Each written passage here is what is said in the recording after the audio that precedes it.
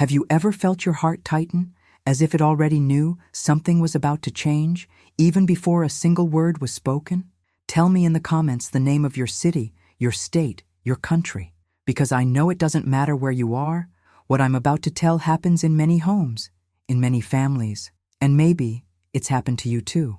I used to believe that a mother's love was enough to protect her child from everything. I believed that time, devotion, and sleepless nights created an unbreakable bond. I thought motherhood was a fortress, that nothing, not distance, not marriage, not the world, could destroy it. But I learned, in the hardest way, that a mother's love can be as strong as it is fragile. It can be your strength, and also your undoing. Nowadays, when I look back, it feels like I've lived two different lives. The woman who believed in the purity of family love, and the woman who discovered the weight of betrayal inside her own home. My son, the boy I carried in my arms, taught to walk, watched cry through feverish nights, grew up, drifted away, and one day got married. But it wasn't the marriage that broke me. It was the secret, the silence, the hidden story that should have been celebrated with love, but was built on lies. Back then, I still woke up early every Sunday. I'd make coffee, sweep the porch, and wait for his call. It was a ritual. With every ring, my heart smiled before I even picked up. I knew I'd hear that voice that still sounded like my little boy's, even beneath the weight of adulthood. But suddenly, the calls became rare. Our meetings grew colder, and the "Mom, I love you" became less frequent, softer, almost like a formality. Many women will understand what I mean. It's that moment when your heart feels what your mind hasn't yet processed, when silence starts to say more than words, and you ask yourself if you did something wrong, when in truth, you just loved too much. Loving too much. That's the cruelest trap of motherhood. My son was always my greatest pride.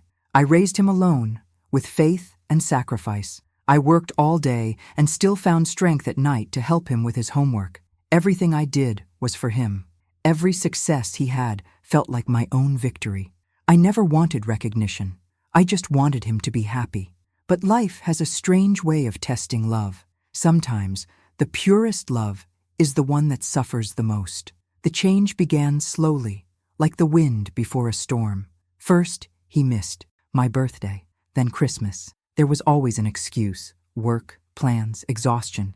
I said I understood, but deep inside, a voice whispered, "He's pulling away." And no matter how hard I tried to silence it, it wouldn't stop. One day, a neighbor called me to the gate. "Did you see the photos? Your son's wedding was beautiful." For a moment, I thought she was mistaken. Wedding?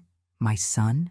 She showed me her phone, and there he was, wearing a suit, smiling, holding hands with a woman I had never seen before. The ground disappeared beneath me. The world went silent, as if time itself had stopped. I can't even tell which came first, the pain or the shame. Pain for being left out, shame because everyone else knew before I did.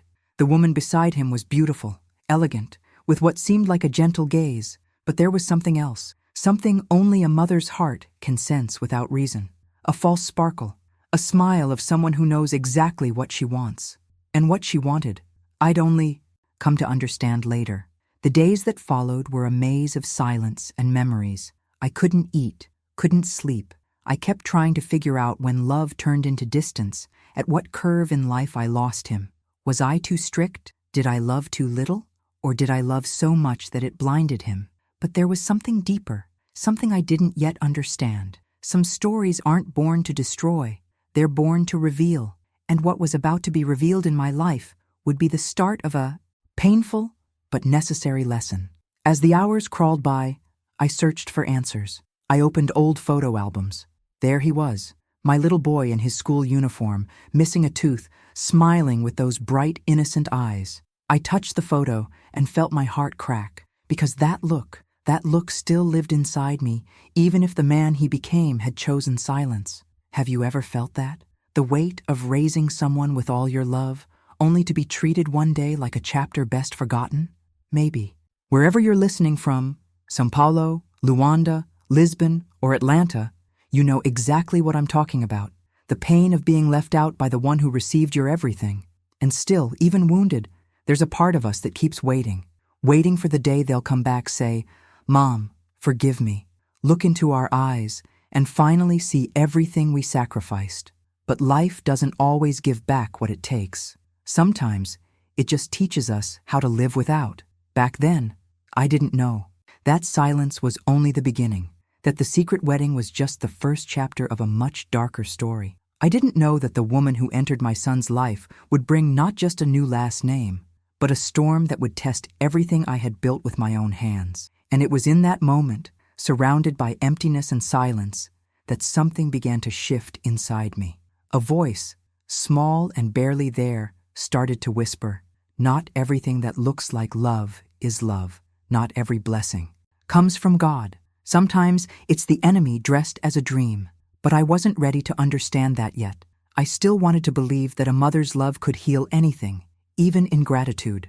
I still wanted to believe that, with patience, everything would go back to how it was. What I didn't know was that time was about to teach me one of the hardest lessons a mother can learn, that unconditional love comes with a price.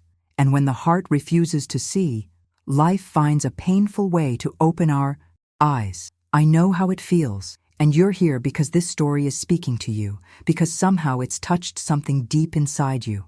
And that's why you need to subscribe to this channel right now. Here, every word is made for you, to heal, to comfort, to remind you that you're not alone. Every story is a soul's embrace for those who feel too deeply, who have loved, lost, tried, started over, and still believe in the power of love, even when it hurts. So click the subscribe button and stay with me, because what comes next will help you understand your own story in a way you've never seen before.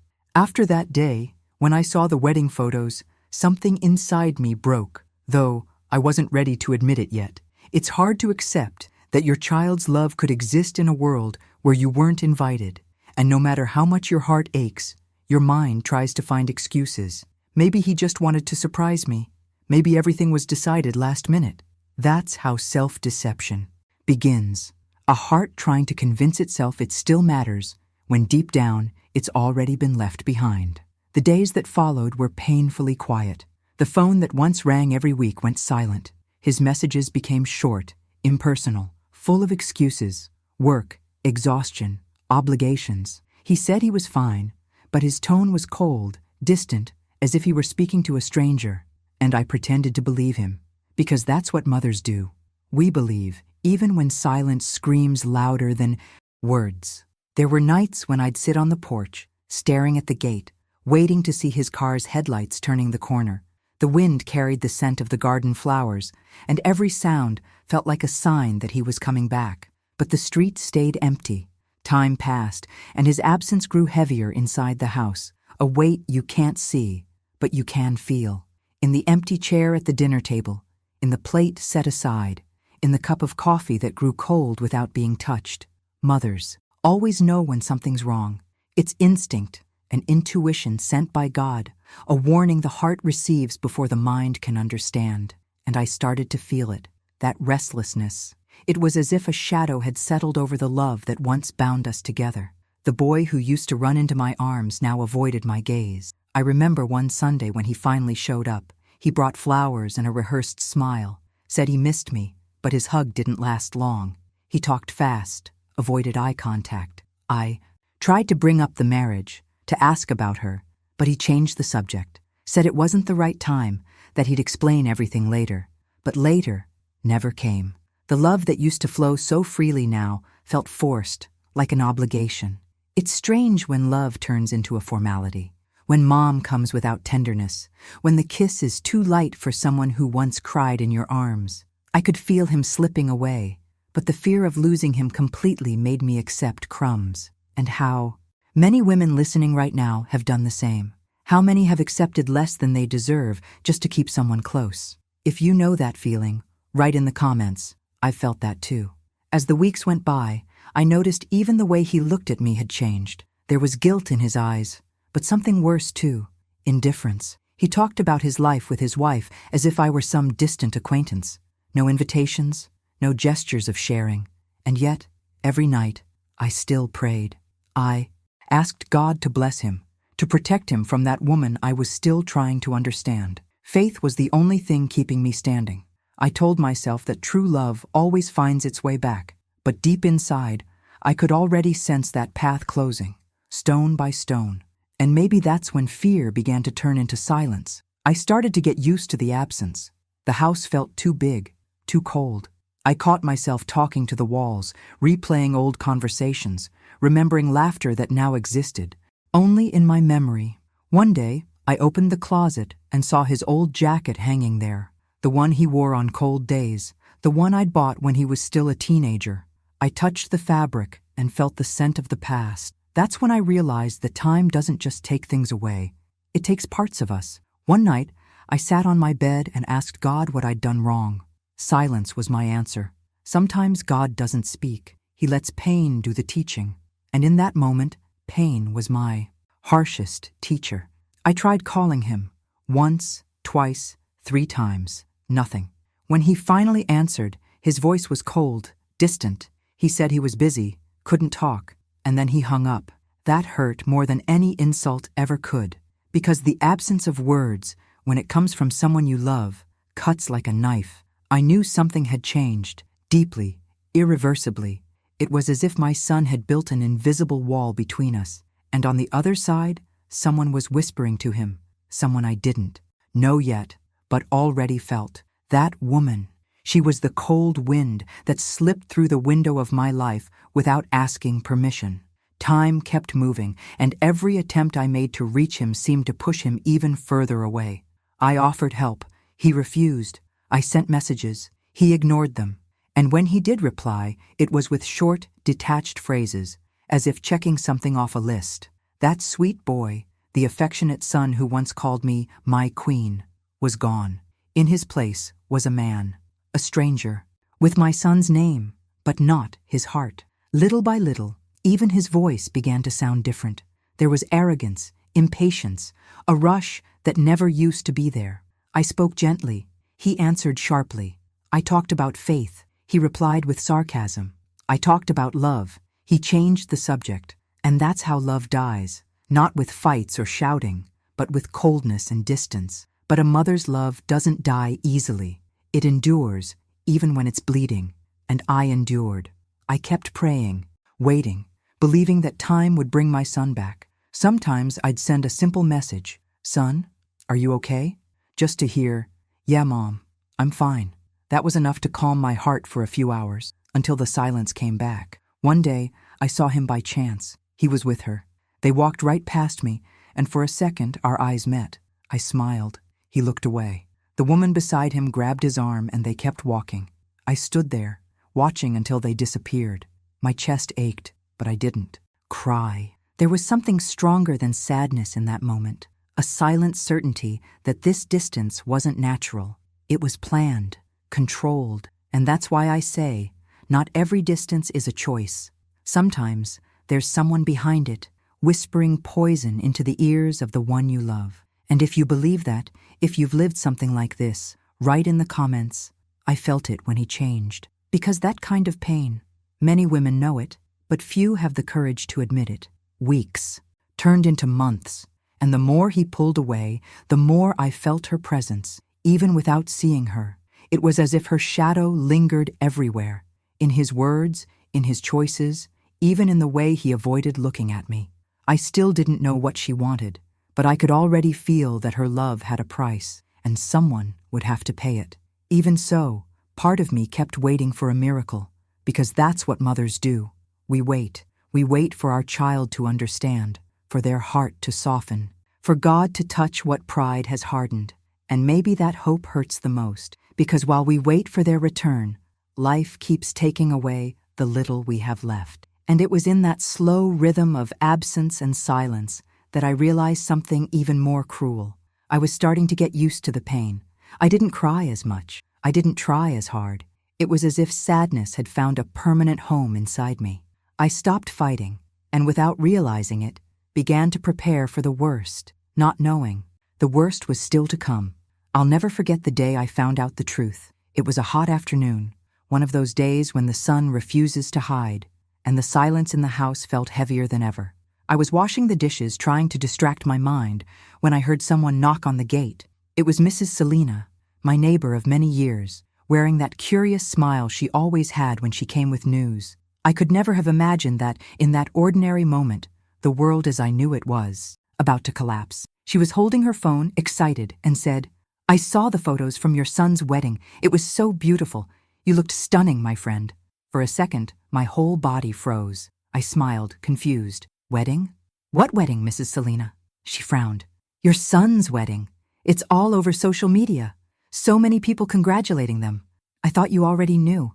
The plate slipped from my hands and shattered on the floor. The sound echoed through the kitchen like a scream I couldn't release. She noticed the discomfort, tried to cover it, and turned her phone toward me. And there, in those bright, filtered images, was a truth I never imagined I'd face. My son, my little boy, in a suit, smiling, exchanging vows with a woman I had never seen before. The world stopped. Voices blurred together. Every sound vanished. All that remained was his image, that smile that once filled me with pride, now cutting straight through my chest like a blade. I felt a flood of anger, sadness, disbelief. How could he shut me out of something so sacred? How could a son, raised by a single mother, who fought for him through every storm, have the heart to hide something so important? It wasn't just a wedding. It was an erasure, a deliberate silence. The neighbor, sensing my reaction, grew uncomfortable. She muttered a few awkward words, then quickly left, leaving the gate half open behind her. I stayed there, motionless, staring at the wet floor and the broken pieces scattered. Across it, it felt symbolic, like the universe itself was showing me that what was once whole was now in pieces. In the days that followed, I lived like a shadow. I barely slept, barely ate. I looked through those photos so many times I could recall every detail by heart. Her white dress, his proud smile, the flowers, the cake, everything looked like a perfect dream, except for one thing. I wasn't in it, and that's what hurts most, realizing that the happiness of someone you love was built without you. I tried to understand, to justify, to forgive before I even confronted him. I told myself he might have had his reasons. Maybe she didn't want a big ceremony. Maybe it was something small. But deep down, a mother's heart knows. That wasn't an accident. It was a choice. He chose to hide it. One sleepless night, I opened my phone and searched for his name. The photos were all there, public, filled with likes, comments, and blessings. Strangers congratulating him, talking about his new chapter, his beautiful beginning. And me, the woman who raised him, wasn't mentioned once. It was as if I'd been erased from his story. The cruelest part was reading the caption, "Starting a new life, leaving the past behind." The past, that's what I had become. I, who had given everything, was now his past. Those words cut deeper than any knife. The next morning, I sat in silence, staring out the open window, trying to breathe. My mind drifted back to when he was little, the boy who cried every time I left for work, the teenager who once said he'd never marry without my blessing. And now he had, in secret. Some pains don't scream. They burn quietly from the inside. I didn't cry that day. I burned in silence, in disbelief. My body was there, but my soul felt far away. I wondered if any mother had ever felt this, the feeling of being erased from her child's life without warning, without goodbye, without reason. And still, through the tears that refused to fall, I tried to pray, but no words came out. God was silent, maybe because he knew that some truths must hurt before they can teach. Deep down, I still hoped for a phone call, an apology, an explanation. But the days passed, and nothing came. His silence was the loudest scream I'd ever heard. A few days later, I ran into that same neighbor again. She tried to make it right, saying she thought I already knew, that maybe there'd been a misunderstanding. I smiled, told her it was fine, even though my throat burned with sadness. But when I stepped back inside my house, the tears finally came, heavy, raw, full of anger and longing. As I cried, something inside me shifted. It felt as if love itself was being tested. I still loved him, of course I did.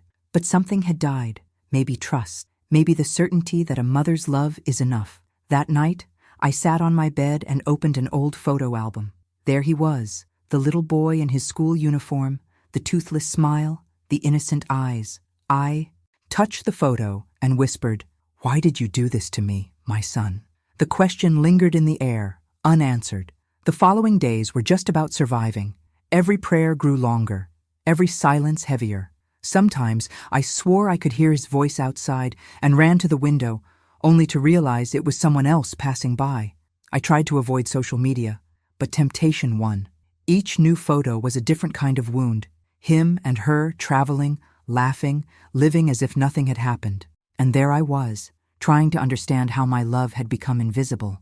Until one day, I decided to confront him. I called. The phone rang over and over until he finally answered. His voice was cold, rushed, just like always. "Son, why didn't you tell me about the wedding?" Silence on the other end, heavy, cutting. "I didn't think it was necessary, Mom," he said flatly. "It was simple. I didn't want to bother you." Didn't want to bother me. Those words echoed in my mind for days. Me, the one who was his shelter, his safe place, now a burden. Me, the one who protected him from the world, now the inconvenience. I hung up, my hands trembling, my whole body shook. That was the moment I understood. The secret wasn't just about the wedding. It was about a decision to erase me, to leave me behind, to build a new life without ever looking back. The days that followed were the quietest of my life. I walked through the house like someone moving through ruins. Every corner reminded me of him. His old bedroom still smelled like his childhood. The closet held the memories of a time that would never return. But life is merciless when it wants to teach. And even in my confusion, I knew this wasn't the end. It was the beginning of something else. Because every wound, no matter how deep, carries a truth waiting to be revealed. And I was about to discover that this secret wedding wasn't just a love story. It was the start of a plan, a cold, calculated plan, one that reached far, beyond my broken heart. If you've ever had the ground pulled out from under you, if you've ever uncovered a truth that changed everything, write in the comments. I've lived a revelation like that too. Because this story, though it may sound like mine, belongs to so many women who once trusted too much and ended up learning the hardest truth of all. Not every love is pure, and not every promise comes from the heart. It took weeks before fate finally crossed our paths again. After discovering the wedding, the silence between my son and me became a broken bridge. I tried to rebuild it, message by message, prayer by prayer, but he kept drifting further away. Until one day he finally came home. He wasn't alone. I remember the sound of the gate opening, the footsteps approaching, and my heart racing. When he walked in, he wasn't alone. Beside him was a woman, tall, elegant, wearing a soft perfume and a carefully measured smile. "This is my wife," he said, with a tone caught somewhere. Between pride and unease, I smiled, though my throat tightened. I looked into her eyes, searching for what every mother looks for, truth. But what I found was a mirror, eyes that reflected what I wanted to believe, while hiding what she truly was. She stepped closer and hugged me gently, her voice sweet and composed. "It's such a pleasure to finally meet you, Mom." But a mother's heart, that sacred radar God gave us, feels what words try to hide. There was something cold in that hug, a distance disguised as kindness. At first, she seemed perfect, polite, graceful, all smiles. She spoke about their trips, their plans, how blessed my son was. But every time she said the word blessed, something inside me trembled, because real blessings don't come wrapped in secrecy. While she spoke, her eyes moved around the room, scanning everything, the furniture, the framed photos, the smallest details. It wasn't admiration, it was observation, like someone quietly taking inventory. I pretended not to notice, but something inside me stirred, a warning, a whisper from within. I made coffee, as I always did, because that's how mothers welcome people, with warmth, with hope. The table was set with care, carrying the silent wish of reconciliation. They sat down, and for a few fleeting moments, I tried to believe everything was fine. But it wasn't. She praised everything she saw, the cake, the cups, the smell of coffee. But her tone was too polished, too deliberate, as if every compliment was part of a performance. At one point, she looked at my son and said, "Honey, you never told me your mom had such a big house." The way she said big made my stomach twist. It wasn't admiration, it was calculation.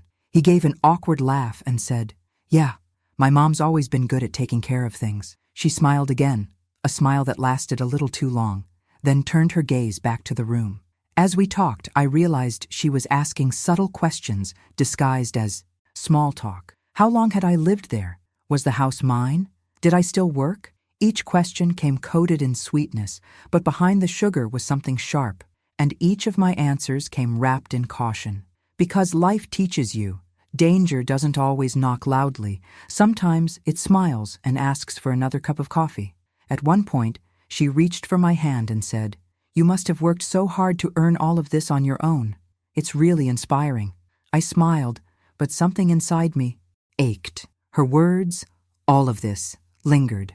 She wasn't talking about love. She was talking about possessions. My son sat beside her, looking at her with admiration, as if every word she spoke were undeniable truth. I watched him quietly, trying to understand how the boy who once promised nothing would ever come between us could no longer see what was right in front of him.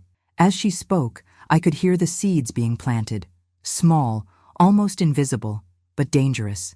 Phrases like, "You too could," "Sell this house and get something smaller," or "You should really start thinking about the future. You deserve to rest." I smiled politely, but inside my heart tightened. She wasn't concerned about me. She was calculating. The afternoon stretched on.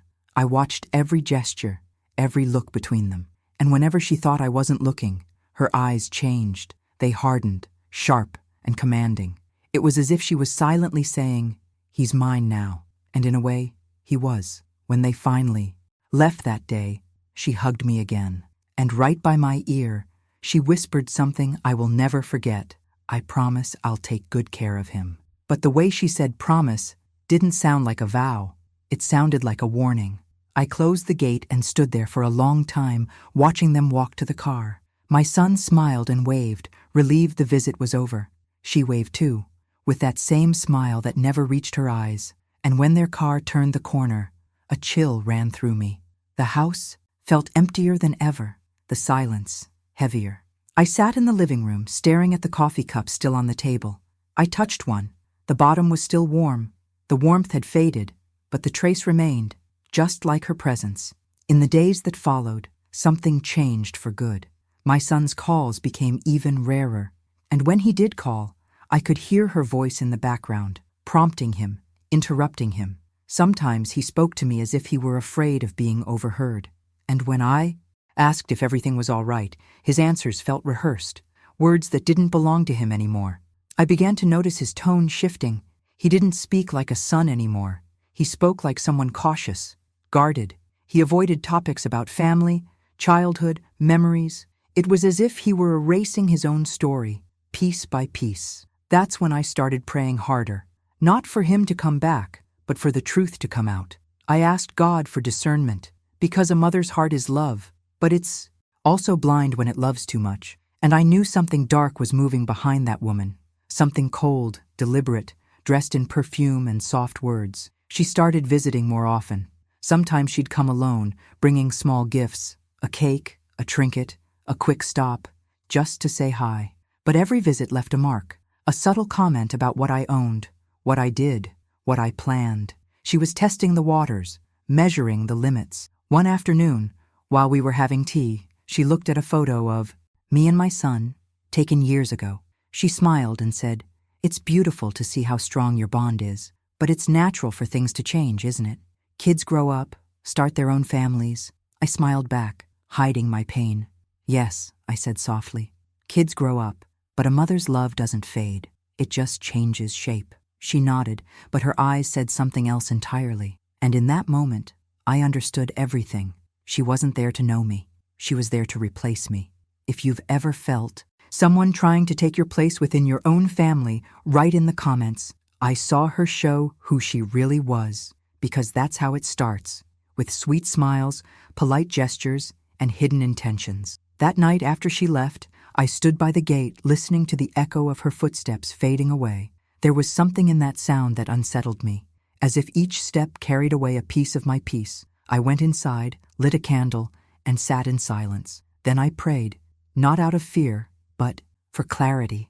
I asked God to show me what my heart still couldn't see. It was there, under the flickering light of the candle, that I felt the clearest warning in my heart. The storm hadn't begun yet. It was only waiting for the right moment to break. After that first visit, something deep inside me already knew that the calm was just a disguise. Their visits became more frequent. They always arrived smiling, bringing cake, flowers, small gifts. At first glance, it looked like care, but over time, I realized it was too rehearsed, too perfect. The kindness carried a hidden weight, as if behind every gesture there was an unspoken intention. And there was. One Saturday afternoon, the sun streamed through the curtains, painting the floor in a warm, golden hue. I was preparing coffee when I heard her voice in the living room, sweet, soft, but with that calculated tone of someone who weighs every word before speaking. "Mom," she began, "your son and I were talking about the future. We think it's time to make things a little easier for you." "Easier?" I asked, drying my hands with a towel. She smiled, crossed her legs, and brushed her hair aside. "Yes, you've worked so hard, fought so much. You don't need to worry anymore. We can take care of things from now on." In that instant, the air seemed to thicken. She looked at me with fake tenderness, while my son's eyes hid behind a guilty smile. He knew something wasn't right, but didn't have the courage to stop it. I sat down, slowly, my heart pounding. "And what exactly do you mean by that?" I asked. She leaned forward slightly, resting her hands on her knees, and said, "The house, the bills. All of this takes effort, Mom. If you transferred everything into your son's name, or maybe made it joint, it would make things simpler. We could handle it for you. That way, you wouldn't have to worry about anything." The phrase "transferred into his name" hit me like silent thunder. She kept smiling, but her eyes were firm, direct, calculated. Every word was wrapped in sweetness, but the poison was hidden between the lines. My son tried to soften the tone. "Mom, it's just to make things easier, you know? We want you to relax, to live better. You've taken care of everything alone for so long. Now it's our turn." But a mother's love has a way of confusing itself with trust, and trust is the most dangerous bond when placed in the wrong hands. As they spoke, I noticed every gesture. She rested her hand on his arm, squeezing it lightly, guiding him. He looked at me, but avoided confrontation, and in that silence, I heard everything words couldn't say. Inside me, a war began. My heart wanted to believe. My reason screamed. But when you're a mother, reason rarely wins. Pretending to stay calm, I asked, "Do you really think this is what's best for me?" She answered with an almost angelic tone, "Mom, you deserve peace. And honestly, at your age, it's time to think about security. If anything ever happens, your son's name will already be on everything, you know? That way, no one could ever take advantage of you." It was the perfect manipulation, turning fear into justification. I recognized the tactic, even if I'd never lived it before. It was the kind of trap that's set with soft words and sharp intentions. But out of love, I chose to doubt myself. In the days that followed, they kept coming back. They brought papers, spoke of a lawyer, talked about organizing finances. Every visit came with new suggestions, always coded in the language of care. "We just want what's best for you. It's just a formality. This will be good for everyone. And good for everyone." That was the phrase that bothered me most, because I'd learned in life that when something's good for everyone, it usually isn't good for the one who has the most to lose. One afternoon, she handed me an envelope, smiling. "Just take a look, Mom. It's only a draft, nothing official yet." I opened it and saw transfer forms, legal documents, words I didn't fully understand. I pretended to read calmly, though my heart raced. My hands were sweating. She watched me closely, waiting for my reaction, while my son fidgeted beside her. I stopped and looked at him. "Son, is this really what you want?" He lowered his eyes. "Mom, trust me." And that's when I knew. The boy I'd taught to always tell the truth was now asking for my trust to hide a lie. I stayed quiet, told them I needed time to think. She insisted gently, "Of course, Mom. Take your time. You're so wise. We only want what's best for you." But the smile she gave as she stood up wasn't the smile of someone waiting. It was the smile of someone who already knew she'd win. After they left, I sat at the kitchen table, staring at the envelope. The late afternoon light came through the window, casting shadows across the printed words. I ran my fingers over the paper and felt its weight. It wasn't just an offer. It was evidence. A quiet attempt to turn love into ownership, care into control. In the days that followed, my mind wouldn't rest. I replayed every word, every look. The air in the house felt different since she'd begun to come around, heavier somehow. I prayed in every room, asking for protection. Lord, if there's a lie hiding behind love, show it to me. If there's a trap, help me see it. The nights grew long. Sleep didn't come. Every sound felt like a warning, and the more I thought, the clearer it became. The way she looked at the furniture, complimented the gate, mentioned the value of the property. Nothing was random. By the end of that week, he came back, alone. He brought the same envelope and tried to convince me again. Mom, we need to settle this soon. You'll feel better. You'll finally be able to rest. I looked at him, holding back tears. Son, do you think I need to rest, or do you just want to rest from me? He stayed silent, didn't answer. And sometimes, silence is the cruelest confession. Even then, the love that's afraid to lose still gives in. I took the papers, said I'd think about it again. He hugged me, but it was the hug of a stranger. There was no warmth, only urgency. When he left, I watched the gate close and felt something inside me close with it. The days that followed were filled with phone calls. It was her, the same sweet, persistent voice. She always started with, "Hi, beautiful mom," and ended with, "Have you thought about what we discussed?" I dodged the questions, saying I was still considering, but her tone grew sharper each time. The mask was cracking, and that's when I finally understood what this was really about. It wasn't just the money, the house, the property. It was about power, control over what I meant in my son's life. She didn't just want what I had, she wanted to be what I was. And when a woman wants to take another's place within a family, no kindness can survive it. What begins as affection turns into a silent war, a battle of power where love becomes a bargaining chip. If you've ever felt someone trying to buy your silence with sweet words, write in the comments. Not every act of care is genuine, because sometimes poison comes wrapped in kindness. That night, I looked at the envelope on the table and decided I wouldn't touch it again. But deep down, I knew it wasn't over. She was patient, cold, calculating, the kind of person who never backs down once she smells victory. So when the phone rang again the next day and I heard her voice say, "Mom, can we come by tomorrow to settle everything?"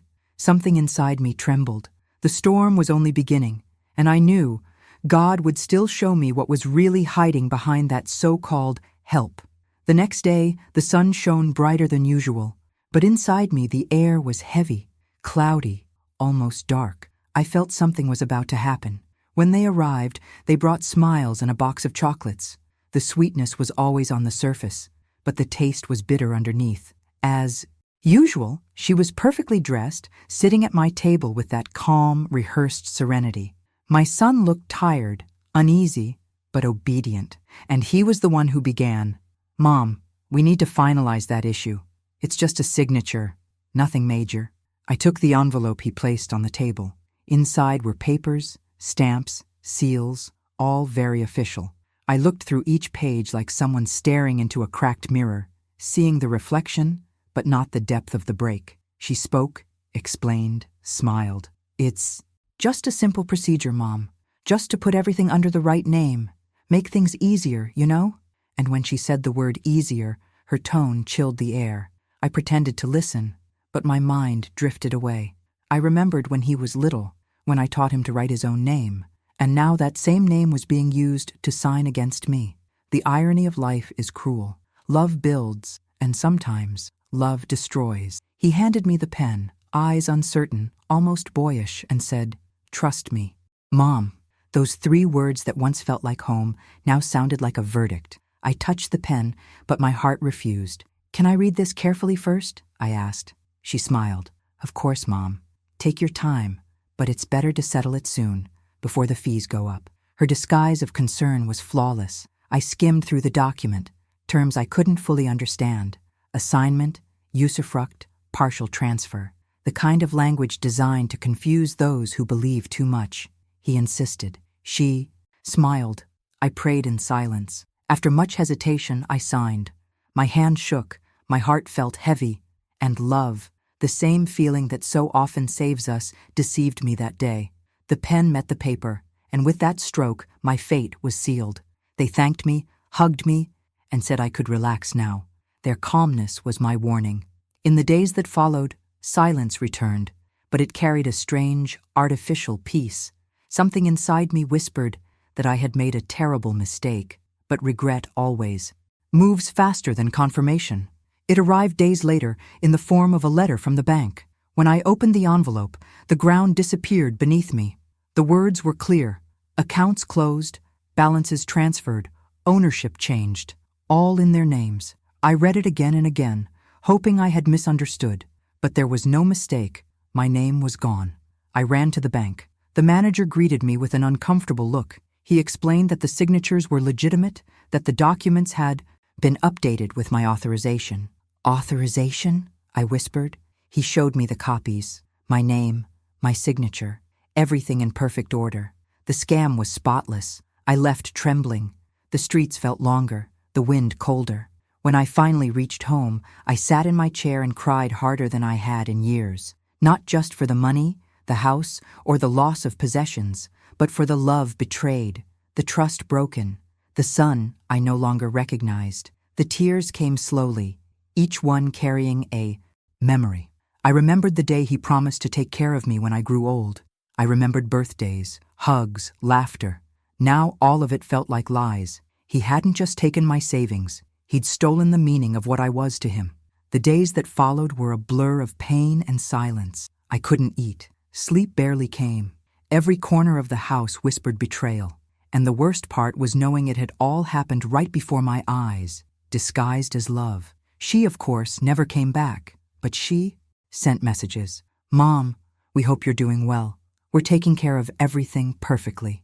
The cynicism dripped from every word. My son didn't call either. It was as if he'd vanished. His number rang, but no one ever answered. One day, I went to their house. I knocked, and she opened the door, radiant, composed, as if nothing had happened. "Oh, Mom, what a nice surprise," she said, as if I'd come for coffee. I asked to see my son. She hesitated, looked inside, then replied, "He's not here. He's handling some things, but I can pass along a message." The message I wanted to give her was simple, but my wounded heart chose dignity instead. I took a breath and said, "Tell him I love him." Anyway, she smiled, and in that smile I saw her real face, the face of someone who wins, not through strength, but through coldness. I closed the gate behind me, and as I walked away, I knew there was nothing left to say. When I got home, the loneliness felt alive. I walked through the empty rooms, and the echo of my footsteps was the only sound left. The walls seemed to watch me, silent witnesses of everything I had lost. That night, I lay awake, staring at the ceiling, trying to understand where I had gone wrong. Had I loved too much, forgiven too much, or had I simply never learned to see when love turns into self-interest? Time gave me no answers. It only showed me the cost of blind trust. As the days went by, I discovered it wasn't just the bank account. The car was now in his name, too. The deeds had been changed. The scam was complete. I had nothing left but the house, and even that was at risk. I had been naive, but more than that, I had been a mother, and mothers rarely believe their own children can wound them. But time is wise, and God, even more so. Life never leaves injustice unanswered, even when silence seems to rule. I learned that watching the leaves fall in the yard, the wind carrying away what no longer needed to stay, it was there, in that emptiness, that I began to rebuild myself. I didn't know how, only that I had to. The pain didn't disappear, but it became something else, strength. And that's why I tell this story. Because I know many women are listening to me now, sitting somewhere in the world, hearts heavy, remembering someone who betrayed them, a son, a husband, a brother. And I want them to know, you are not alone. True love can be wounded, but never destroyed. And even when the pain feels too heavy to fit inside your chest, there's something within you that refuses to die. That silent strength, that stubborn faith that insists on believing God is still in control. It's what keeps us standing. If you've ever felt that way, if you've trusted someone who turned their back on you, Stay with me. There's still so much to tell, and life has a way of turning things around when we least expect it. And if you want to hear real stories of strength and healing like this one, subscribe to the channel now. Here, every word is a wound, turning into a cure. Every story is a mirror, and every woman is a voice that deserves to be heard. After everything happened, time stood still. The days dragged on, and silence became a permanent resident in my home. The phone stopped ringing, the messages stopped coming, and even the neighbors began to look at me with pity, as if they somehow knew my tragedy. The ticking clock on the wall was the only thing reminding me that life still went on, but inside, everything had stopped. It was as if I'd been buried alive inside my own story. My son was gone. No visits, no calls, no signs. He vanished as if erasing the past, taking with him everything I believed was unbreakable. His wife made sure to reinforce the emptiness. The few times she reached out, her words were cold, rehearsed. He's been busy, Mom, trying to get his life together, getting his life together, while destroying mine. The days were painfully long. I woke up without purpose, made coffee out of habit, sat at the table, and stared at the empty chair where he used to sit. I remembered his laughter, the scent of his cologne when he hugged me, the way he used to say I was his rock, his safe place. Now that harbor had sunk. Shame began to grow inside me like a shadow. I felt guilty, humiliated, deceived. The voices in my head wouldn't stop. You were naive. You should have known. You raised a boy and lost a man. Each thought echoed like a punishment. I started hiding. I avoided leaving the house, avoided people's eyes. The fear of hearing their questions or pitying comments paralyzed me. People always have something to say about pain they've never lived. I imagined the whispers, the glances, and when someone called my name on the street, I pretended not to hear. It was easier to live in silence than to face other people's disguised compassion. At night, the emptiness became crueler. The sound of the wind seemed to mock my solitude. I stared at the ceiling and asked God why. Why, Lord? What did I do wrong? I only loved, but the heavens stayed silent. Sometimes, God's silence is His way of helping us grow. I started living like a ghost in my own home. I spent the days cleaning, rearranging, moving things that didn't need to be moved. My way of pretending I still had control over something. Old photos went into drawers. Memories went into my heart. The house that once overflowed with life was now just a shell. Some afternoons I sat on the porch watching the sunset, wondering if he ever thought about me. But the answer was always the same. Silence. Abandonment doesn't just hurt because of absence. It hurts because of erasure. It's realizing that, to someone else, you no longer exist. One night, I dreamed of him. In the dream, he came back, knocked on the door, hugged me, cried, asked for forgiveness. I woke up with my heart racing, my pillow soaked in tears. But reality was different.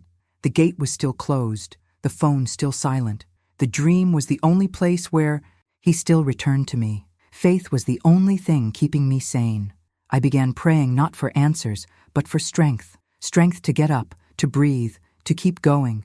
And in those sleepless nights, when pain pressed against my chest, I felt a quiet presence, a calm that wasn't mine. It was as if God whispered, "You didn't lose. You were set free." Even so, the shame lingered.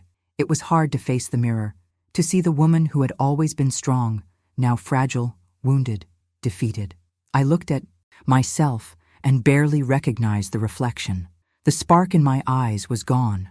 The smile had become a memory.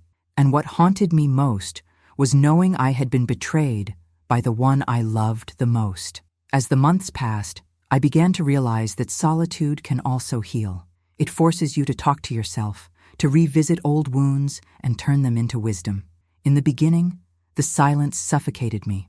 Later, it began to teach me. Every day I survived, the absence was proof there was still strength left inside. There were times I thought about reaching out to him. I wrote letters, messages, deleted them all. I wanted to say so much, but no words were enough. Deep down, I knew that love that must be begged for is no longer love. It's dependency. So I chose silence, not as weakness, but as protection. The few people who still visited me would say, "You have to forgive." But forgiveness isn't a button you press. It's a process, like cleaning an open wound.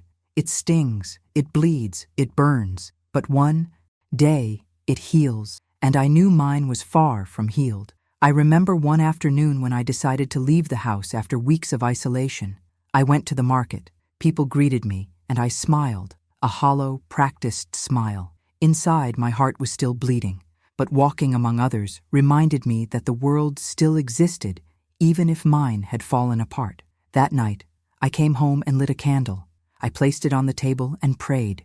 I asked God to help me turn that pain into something meaningful, that my suffering wouldn't be in vain, because if pain doesn't teach, it only destroys. And I needed to believe that somehow the cross I carried had a purpose. Over time, I began writing in a notebook. Loose words, memories, confessions. It was my way of talking to the silence. Writing freed me, even if only for a moment. I wrote so I wouldn't scream. And through those words, I started finding the pieces of myself I thought were lost. One night, while writing, I understood something. Mother's love is a flame that never dies, but sometimes it needs to burn quietly, alone, until it turns into light. And maybe that's what God wanted me to see, that unconditional love doesn't mean allowing yourself to be destroyed. It means learning to live after everything's been taken. If you, listening right now, have felt the weight of abandonment, if you've known the silence of watching someone you love disappear without looking back, write in the comments, "I know what silence feels like." Because that silence is a language only those who've suffered can understand. Time passed, the seasons changed, and without even realizing it, I began rebuilding my life from the fragments. The plants I had let die started to bloom again. My faith, once dormant, began to wake. And little by little, I realized that the same silence that once broke me was now making me stronger. But the exile wasn't over yet, because physical abandonment is only the beginning. The real one is spiritual. It's when you start questioning whether you still deserve love, whether you still deserve to exist. That's where I was, learning to forgive myself for trusting too much, for loving without limits. And as I learned to live with it, something new began to happen. Small signs, little coincidences, unexpected encounters. It was as if life itself was preparing the ground for something greater, a truth waiting to be revealed, a turning point I never saw coming. But before that moment arrived, I had to walk through that desert to the very end. And it was in that wilderness, made of loneliness, shame, and faith, that I began to understand the true meaning of resilience.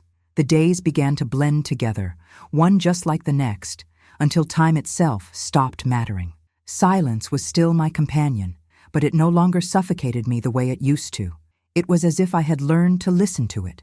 Every sound in the house, the creak of the wood, the whisper of the wind, the distant song of a bird, reminded me that despite everything, I was still alive. One morning, as the shy sunlight entered through the window, something inside me urged, "Open the old wardrobe," the one I hadn't touched in years. I opened it slowly, my heart beating fast. The smell of time hit me, that scent of memories long kept. Inside were stacked boxes, folded clothes, and a small wooden chest with a worn latch. I remembered it. It was where I had stored the treasures of a lifetime. Letters, photos, newspaper, clippings, notes, little mementos almost lost to time. For a moment I hesitated, but something within me whispered, "Open it. It's time to look back so you can move forward." I sat on the floor with the chest on my lap and began going through the memories. The first thing I found was a photo, old and faded. In it, I was holding my son as a baby, smiling with the pure joy of someone who still believes the world is good. I looked at that small, innocent face, and a tear slipped before I could stop it. How many times had that same smile been the reason I kept going? How many times had I fought, believing love alone would be enough? I kept digging through the memories and found an envelope, already opened, with handwriting I recognized instantly. Mine. It was a letter I'd written to my mother years ago, talking about how hard it was to raise a child alone, about my fears for the future, about the faith that kept me standing when I wanted to fall. I read every word as if I were talking to the woman I used to be.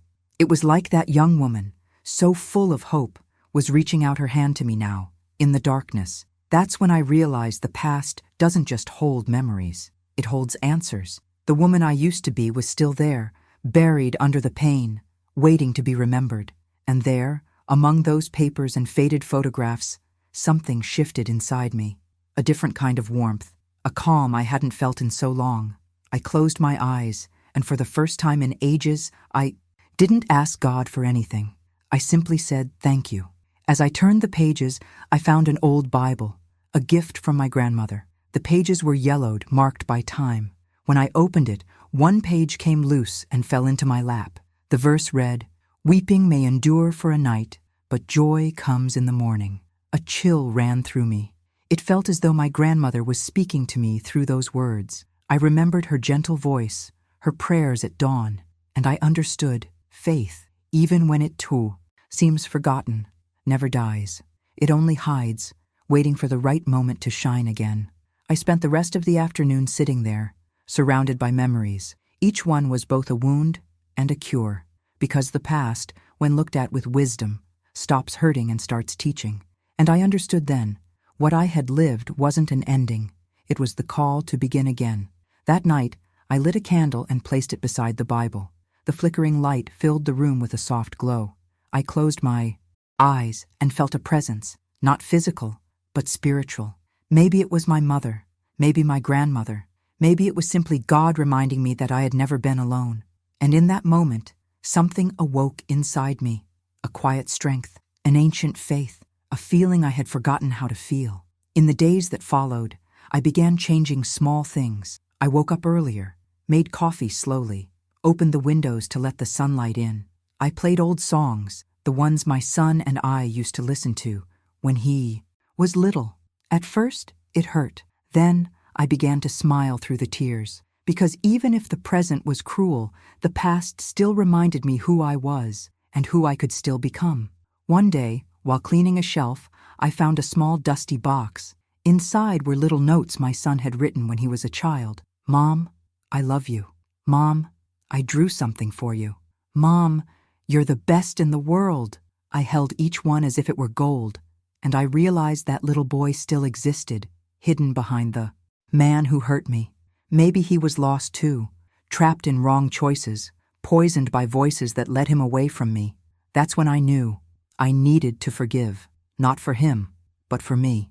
Because forgiveness is the only medicine that heals without destroying, and I no longer wanted to live with the bitter taste of anger. I wanted peace. I started talking to God every day, not with words, but with my heart.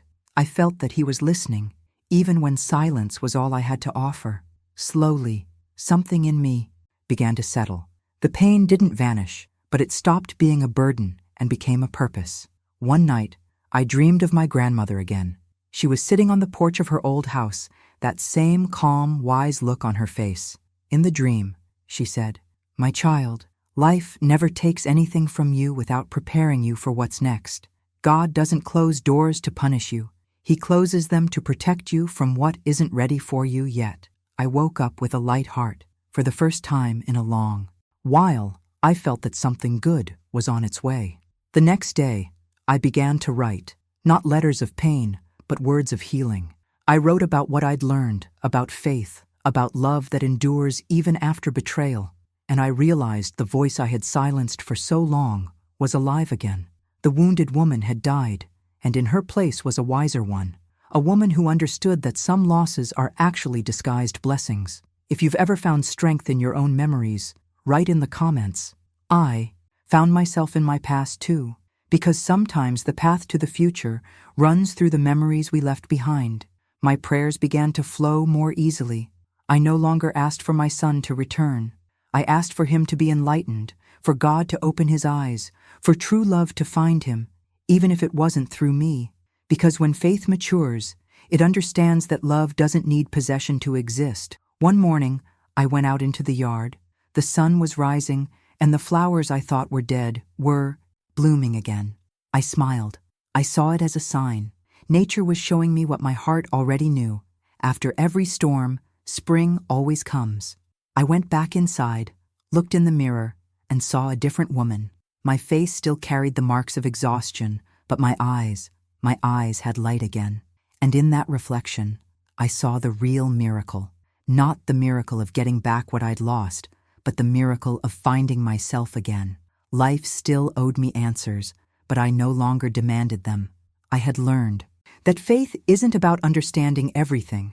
It's about trusting, even when nothing makes sense. And in that silent moment, I made a promise that no pain would be wasted, that I would use every wound as a bridge to heal other women, other mothers, other tired souls. And so, in the very place where everything seemed to have ended, a new story began, not one of pain, but of purpose. I didn't know what was coming next, but for the first time, I was ready to face tomorrow without fear. Time passed, not in a rush, but at the steady pace of something sacred, as if life itself knew that everything happens exactly when it's meant to. The silence in my house was no longer heavy. It had become a refuge. I learned to speak to it, to find in it the answers I once sought in people. God had begun teaching me that justice doesn't come through shouting, it comes through time. And when time rests in His hands, it becomes the most perfect judge of all. One morning, while I was making coffee, the phone rang. It was an old neighbor, the kind who always seems to know everything before anyone else. Her voice came hesitant, as if afraid to hurt me. "Did you hear what happened to your son?" My heart started racing. "No," I answered, trying to stay calm. There was silence for a few seconds before she spoke the words that changed everything. They separated. "It seems things haven't been good for a while." For a moment the world stopped again, but this time there was no anger, no joy, just a quiet emptiness, a realization. What leaves without love always returns in the form of a lesson. I sat at the table, stared at my steaming cup, and took a deep breath. I had known this day would come. In the days that followed, the news came in pieces. First, I heard she had left, taking part of what little remained. Then, that the business my son had started, the same one built with my money, had gone bankrupt. And finally, that he was alone. No friends, no direction, just trying to understand where it all went wrong. There was no satisfaction in knowing. I didn't wish him harm. I'd learned that wishing evil only poisons the one who feels it. But there was something deep, silent, that felt like justice. Not human justice, born from anger, but divine justice, the kind that teaches through pain. And that's the kind that truly transforms. People asked if I would forgive him, if I would take him back. And I said, my heart is open. But forgiveness isn't to free him from guilt. It's to free me from the weight. I no longer needed revenge. I needed peace. A few months later, a letter arrived, the handwriting shaky, the envelope wrinkled. It was from him. For a moment I froze, unsure whether to open it. Fear and love wrestled inside me like old enemies. But I opened it anyway, and as I read, the tears began to fall. "Mom, I don't know where to start. I don't think I deserve to call you that anymore, but it's still the only word I have left. Everything you once said has come true. I lost everything. She left me, and with her went whatever dignity I had left. Now I understand every tear I made you cry. If I could turn back time, I'd trade everything I have, or had, for one of your hugs. But I know it might be too late." The letter went on with apologies, memories from his childhood, words I had longed to hear for years. He said he finally understood what it meant to be alone, to trust someone who only wanted to take from you. He said now he felt the same pain I had, and that maybe this was God's way of showing him the value of what he once threw away. I finished reading in silence. My tears weren't from anger, but from compassion, not because he suffered, but because he had finally learned. Life had done what I, as a mother, no longer could: teach him. In the following days, I felt my heart grow lighter. When I prayed, a different peace came, a calm certainty that nothing escapes heaven's eyes. God never forgets the mothers who cry. In silence, he simply waits for the right moment to act. And when he acts, he needs no witnesses, because divine justice is quiet, but unstoppable. People asked if I felt satisfaction seeing him face the consequences. I told them no, because his pain didn't erase mine, but it brought understanding. Life is a strict teacher, and sooner or later, we all have to answer to it. One day, he showed up at my door, thin, tired, with that lost look of someone carrying the weight of their own conscience. I stood still, unsure whether to hug him or just let him speak. He looked at me and said, in a weak, trembling voice, "Mom, I don't have anything to offer you, only regret." I hugged him, not because he deserved it, but because I needed to. That embrace was the release of years of pain, silence, and humiliation. I felt his body shake, his tears soaking my shoulder. He kept whispering, I'm sorry," like a child. And in that moment, I realized time had returned to me. The son, that pain, had taken away, not the same boy, but a man who finally understood the value of truth. In the days that followed, he tried to rebuild his life. He would stop by sometimes to help with small things, mow the yard, fix something around the house. He didn't talk much, but his gestures spoke louder than words. In every move, I could see the effort of someone trying to rewrite his story. The neighbors, always watching, began to whisper. Some said it was punishment, others said it was a miracle. I just said, it's God, and when God works, he doesn't need to explain. As for his ex-wife, I later heard she had tried to come back, once the money was gone. But he refused. He said he finally understood the kind of love she offered, the kind that only exists while there's something to gain. That's how divine justice works. It puts everyone right where they belong. And I, who once longed for answers, now only longed for peace. I realized that true strength isn't in fighting back. It's in staying upright without hardening your heart. Because when we let hatred take root, we become just like those who hurt us. Sometimes at night, I still look up at the sky and remember everything. The tears come, but they're different now. Not of sorrow, but of gratitude.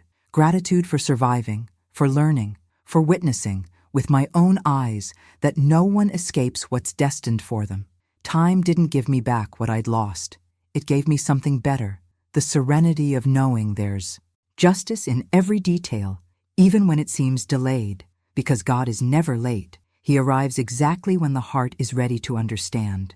If you've ever seen life deliver justice for you, without you having to raise your voice, write in the comments, God's justice never fails, because that's the kind of faith that sustains, renews, and heals. Today, when I look back, I see that every tear was a brick in the foundation of the woman I've become. And if once I believed I'd lost everything, now I know I gained the most important thing of all, the wisdom to wait. Justice came, not the way I imagined, but the way I needed. And maybe that's the greatest lesson of all, understanding that God's hand works in silence, but it never stops moving. And it's in that sacred silence, between yesterday and tomorrow, that my story continues. Because even when it seems everything has ended, life still holds twists only time can reveal. Time passed, but it didn't erase anything. Time doesn't erase. It reveals. It reveals who we were, what we endured, and what we still need to understand. The wounds that once burned now only sting when the wind of memory blows too strong. And I've learned that there's no medicine more powerful than forgiveness, though it's the hardest one to swallow. Because forgiving isn't forgetting. It isn't pretending nothing happened. Forgiving is untying the knot that binds you to the past, freeing your soul to breathe again. For a long time, I thought forgiveness was a gift you gave to someone else. Now I know it's a blessing you give yourself, the quietest, most sacred act of self-love there is, because forgiveness doesn't erase the pain. It simply means you've chosen not to carry its weight anymore. The mornings were no longer gray. The sunlight filled the window again, and the smell of coffee, once more, felt like life. I looked at myself in the mirror, and for the first time in years, saw a whole woman staring back. Not perfect, not untouched, but whole. The wrinkles that suffering left behind now looked like lines of wisdom, maps of a journey that God allowed me to survive. I often sat on the porch, watching the wind move through the trees. And there, in the sound of the leaves, I finally understood that forgiveness sounds just like the wind, invisible yet present, gentle yet transforming. It enters without asking permission, and when it passes, it carries away everything that no longer belongs to us. One day, while cleaning, I found again the letter my son had written. I read it once more, calmly, without the tightness in my chest I had felt before, and I realized that, unlike what I feared, his words no longer hurt. They simply reminded me of what I had overcome. That letter was the mirror of my freedom. I closed my eyes and prayed, Lord, thank you for allowing the pain, because it was through it that I learned to hear you. And in that moment, something different happened. I felt peace, not the kind that comes from outside, but from within. A peace that cannot be explained, only recognized. I understood then that forgiveness doesn't need to be announced. It doesn't need an audience or applause. True forgiveness is silent. It happens between you and God. It's the moment you decide to stop looking at the wound and start looking at the scar, because the scar proves that it hurt, but it also proves that it healed. In the days that followed, I began to walk. I went to the park, sat on a bench, and watched. People pass by, mothers with their children, couples holding hands, old men walking slowly. I watched life unfold before my eyes, and everything seemed so simple, so human, so divine. I realized that life had never stopped being beautiful. I was the one who had closed my eyes because of pain. Sometimes memories returned. The day of the betrayal, the signature on the papers, the sleepless nights of tears. But now they came without the weight. They were simply fragments of a story that no longer defined me. Because forgiveness doesn't erase what happened. It transforms its meaning. What once was a wound had become a lesson. What once was a loss had turned into purpose. I began to talk to God more often, not to ask, but to thank. I thanked Him for strength, for discernment, for every fall that taught me to rise again. And I realized He had always been with me, even when I thought He had abandoned me. Because God doesn't save us from pain. He strengthens us through it. One day, I went to church. I sat in the last pew, in silence, just observing. The glowing altar, the scent of incense, the soft murmur of prayer. I closed my eyes, and for a moment I felt as if all the pain I had carried was dissolving right there in that sacred space. I cried, but it was a light cry, the kind that releases, not breaks. When the tears dried, I knew forgiveness was complete. From that day on, something inside me changed for good. I began to look at people with more compassion because I understood that at some point we are all both victims and villains in someone's story. We all hurt, and we are all hurt. And that's why forgiveness is so necessary. It's the thread that reconnects what pride has torn apart. With time, my heart grew lighter. The resentment that had once been a constant weight turned into a distant memory, and the emptiness that abandonment left behind was replaced by something greater, purpose. I understood that everything I had lived had a reason. Nothing had been in vain. Pain became wisdom. Loss became faith. Silence became the voice of God. One morning, I saw my son again. He was walking slowly down the street, with a calm look, different from the hardened man who had once hurt me. He carried simple flowers in his hands. When he got close, his eyes filled with tears, and he said, "Mom, I'll never be able to erase what I did, but I promise I'll never make you cry again." I smiled, touched his face, and replied, "My son, I forgave you the day you hurt me. I just needed time to understand that forgiveness wasn't for you to come back. It was for me to move on." We hugged, and in that embrace I felt the weight of years dissolve. It was as if time had stopped just to record that moment. Somehow, life was giving me back what it had taken away, peace. After he left, I went inside and sat in the armchair in the living room. I closed my eyes and took a deep breath. The house that had once been a symbol of loneliness was now a temple. The same place where I once cried was now where I gave thanks. And I realized that the miracle wasn't seeing my son return. The miracle was realizing that I had survived what I once thought would destroy me. If you're listening to me right now and you're holding on to an old pain, something that still ties you to the past, take a deep breath and tell yourself, "I choose to forgive." Write it in the comments. Say it with faith. Because when words come from the heart, heaven listens. Forgiveness is the most beautiful act a human being can live. It doesn't change the past, but it changes the weight the past has on us. It doesn't erase the tears, but it turns each one into a testimony of strength. Today, when the sun rises, I open the windows and let the light in. And every ray that passes through the curtain reminds me that God was always there, even when I couldn't see Him. He never abandoned me. He was just waiting for the moment when I would stop looking at the pain and start seeing the grace.